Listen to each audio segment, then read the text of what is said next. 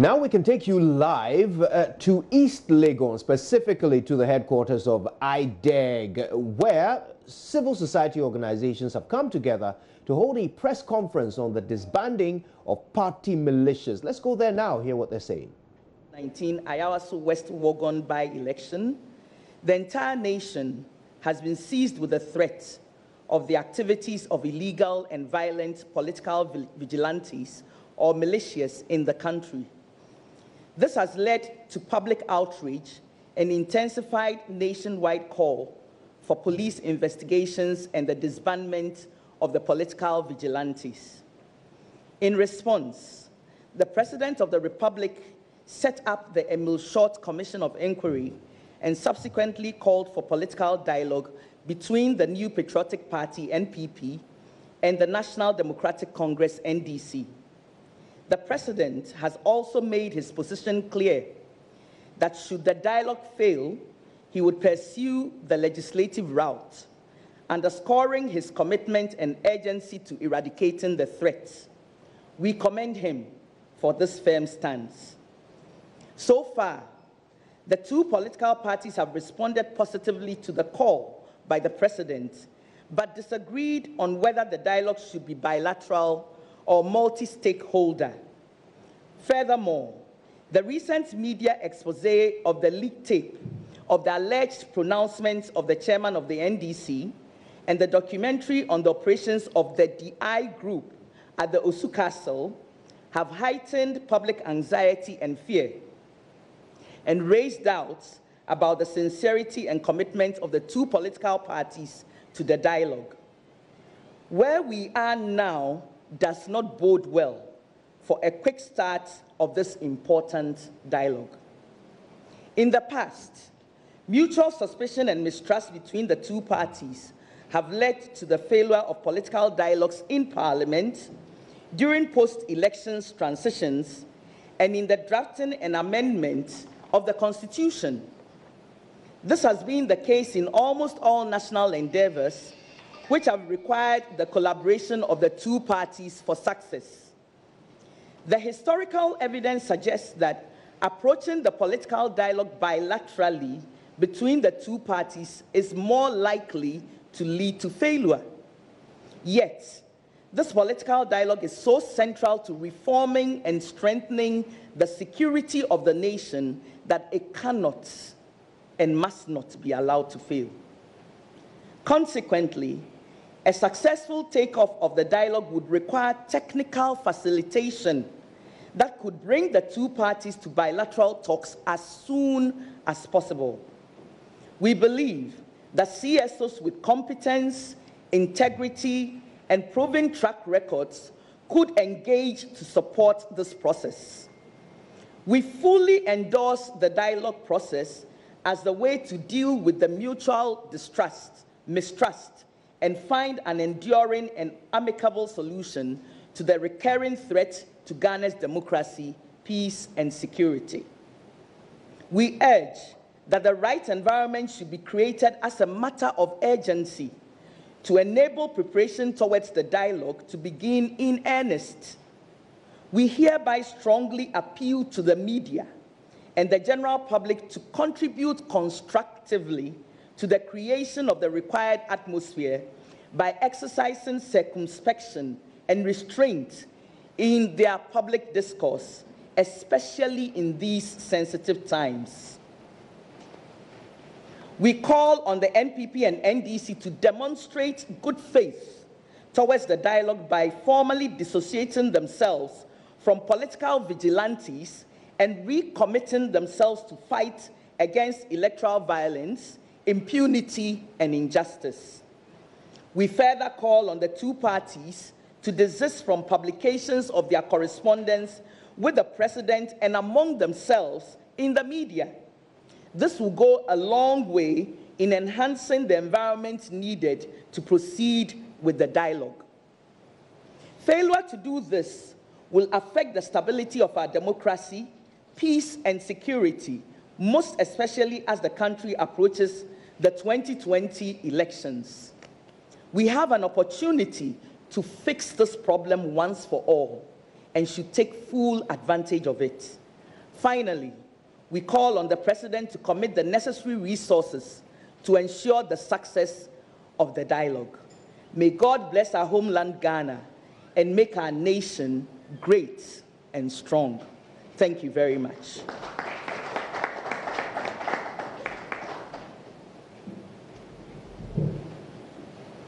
Thank you very much.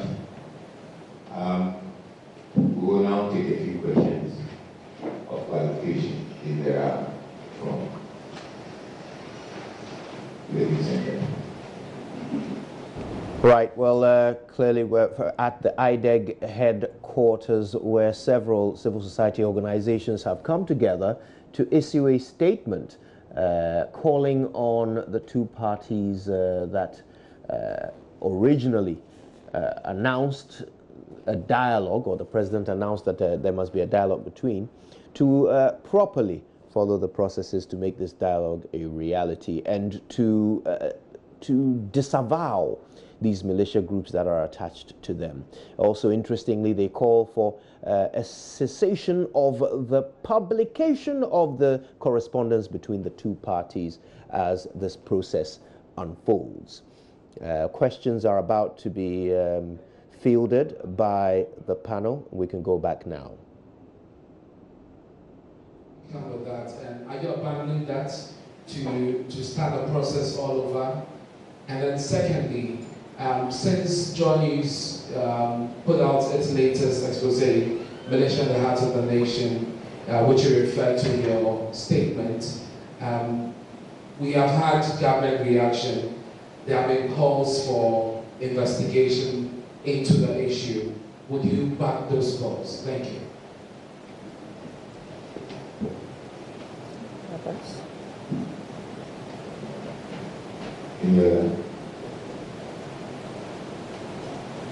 I will take one or two more, or we can deal with this now.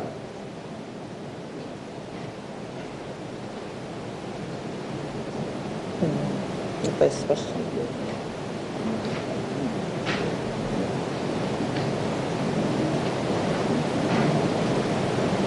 You may have. Can you repeat the first part of your question? Okay. Need some clarity. About a few weeks ago, there was a meeting. There was a stakeholders meeting on security that was held at PDRC. I know that some civil society groups were there because I was there to sort of cover. So I want to know how far you have come with that. The information minister at the time who addressed us told us there was going to be a roadmap to deal with issues of security, and high on the agenda, we were told at the time, was the issue of party militias. And so if you can give us an update on that and to tell us if that, is a different agenda as compared to what we are talking about right now. Thank you. Well, thank you very much for your question. What we are dealing with requires multi-tracking. The National Security Council Secretariat has set up one track. That is ongoing. This is a civil society initiative which is to complement whatever is being done at that level. I do not think that we should exclude either of these processes from each other. They are mutually inclusive. And at the point of culmination, I'm sure you will all be told of progress. Thank you.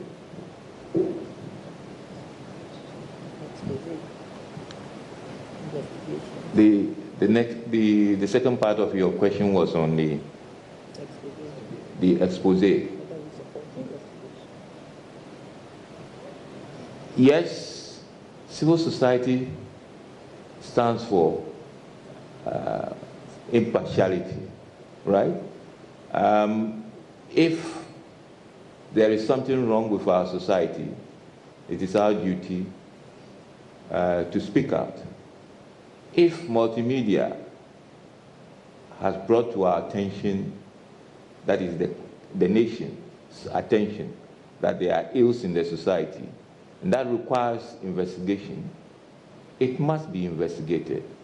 We fully support any investigation or any call for investigation from whatever quarter it comes.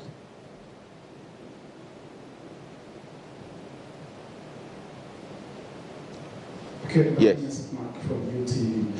Would you back the call by the minority that apart from the civil society joining and disbanding these vigilantes, they also call on the UN and maybe the AU to also join, ensuring that the mistrust that is on the ground is cleared outright? Thank you. I'm sure our statement is very clear on this. We have stated in there that there are competent civil society organizations within. So why don't we use that resource than to go outside? You see, if the very minute you start going outside, it means that you are perpetuating that mistrust. And we think that we have enough resources, we have enough competence, we have enough capable institutions within which we can use to resolve our problem. So let us focus on what we have. If we are unable to do that, then we can look outside.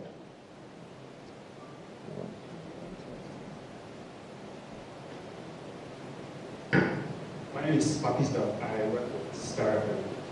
I want to find out how do you reckon the president's response to the current letter to invite the largest opposition should be? Because in the first letter they wrote to him, his response was somewhat scrutinized, judging from the tone and his posture in that particular letter. So how do you want his response for the second one to be like? We know that you asked that it shouldn't be in the media and whatnot. And for the Peace Council, for instance, it has demonstrated its commitment to help him.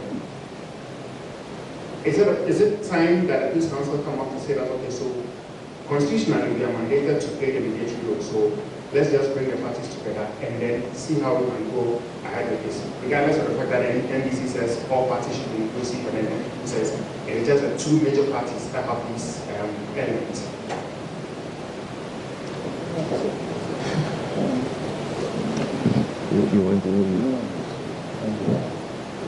You want to say something? Yeah,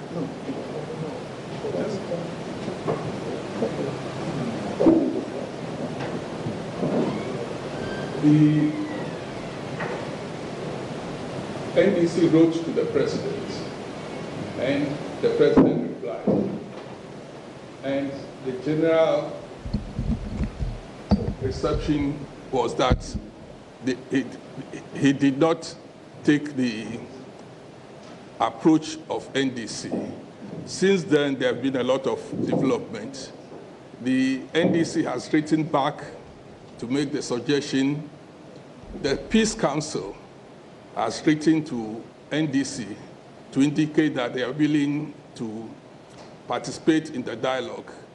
And it looks like this morning, the President's office is also saying that they are prepared to go ahead with the dialogue and prepared to have third parties participating in the process. But the President's, at least the Director of Communications position, is that the two parties should meet first and then decide on whether to bring in other parties. Our position is that right from the beginning, they are competent. We know the mistrust within the parties, between the two parties. So in order not to delay the process, let's get other parties, civil society organizations, competent, willing to help. The National Peace Council, the chiefs, whatever organization that we can bring on board to start the process. And then we can decide what the form should be, at least there should be some preliminary discussions between the stakeholders before we meet to see the agenda on the table and then the way forward. But if we don't start somewhere, then there will be no process, there will be no progress. That's all that we are saying. Thank you. Let me quickly add, in our statement, we have given you enough reason why we think that leaving the issue to the two parties to start this process may lead to failure. And therefore, we are suggesting that there should be technical facilitation to help break the ice and get the process moving. And so if the Peace Council wants to come in and it's acceptable to them, we should not say no to that. But it is important that we are clear that we need technical facilitation as well as mediatory roles. They are two separate issues. You need the technical facilitation to get the process started. And then you will need, maybe when we get to a situation where you need somebody to mediate, then you can get other people on board. This is how we view the issue.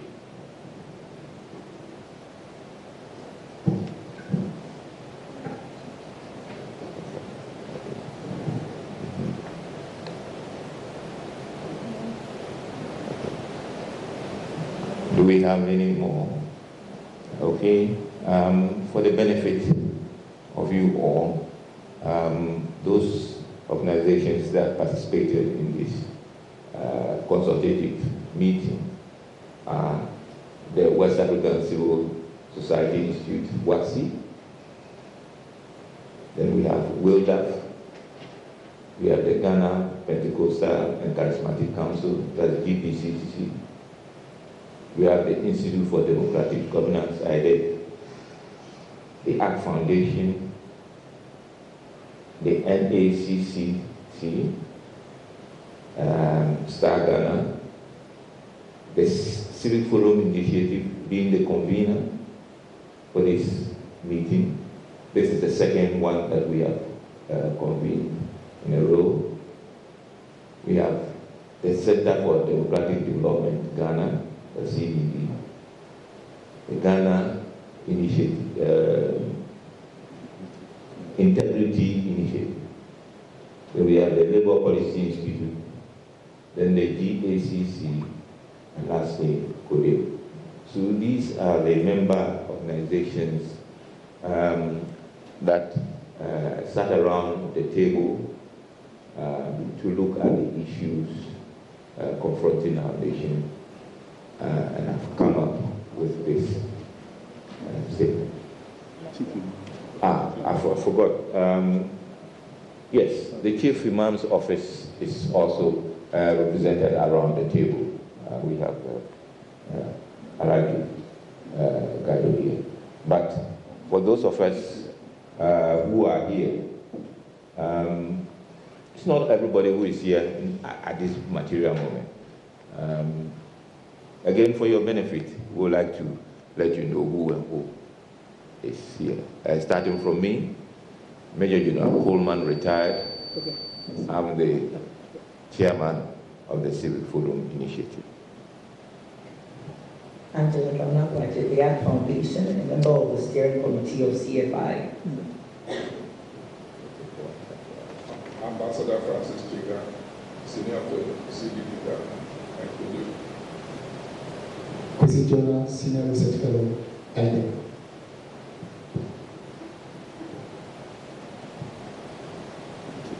Emmanuel Akete, IDEG. Mohammed Gado, Chairman of Advisory Board of the National Chief. Reverend Emmanuel Barriga, General Secretary, Ghana Pentecostal and Charismatic Council.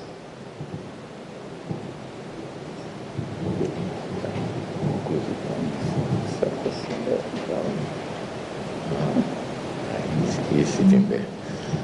Well, ladies and gentlemen, if there are no further questions, I'd like to thank you for attending on us for this press briefing. Thank you. Right, that was Major General Nikal Coleman, retired, who you just heard speaking there. And of course, he is the chairman of the Civic Forum Initiative, CFI. They are an amalgamation of civil society organizations that came together to hold this press conference, generally to call on government as well as the media and the general public to create the right environment for this dialogue to go ahead so that militias can be disbanded effectively. They point to the issues and suggest solutions, including the deployment of civic society as what they describe as technical facilitation for this process. So they raise the issue of whether or not this dialogue should be bilateral or multi-stakeholder. The president clearly believes it should be bilateral, while the NDC chairman believes it should be multi-stakeholder. And they talk about how the increasing mistrust of political parties is not creating the right environment. They point to recent leaked tapes and the Joy News expose on DI militia group as reasons why this mistrust is escalating. And for that reason, civil society should be engaged as technical facilitation to help this process move forward. They have also advised that the two political parties at the center of this should demonstrate good faith towards the dialogue by formally dissociating themselves from political vigilantes and recommitting themselves to fight against electoral violence, impunity, and injustice. They've also advised that the two parties should stop publishing the letters that they're writing to each other in the run-up to this dialogue. So in essence, move fast, stop grandstanding, and bring in civil society. Those are the headlines, and that is what Civic Forum Initiative wished to communicate in this press conference.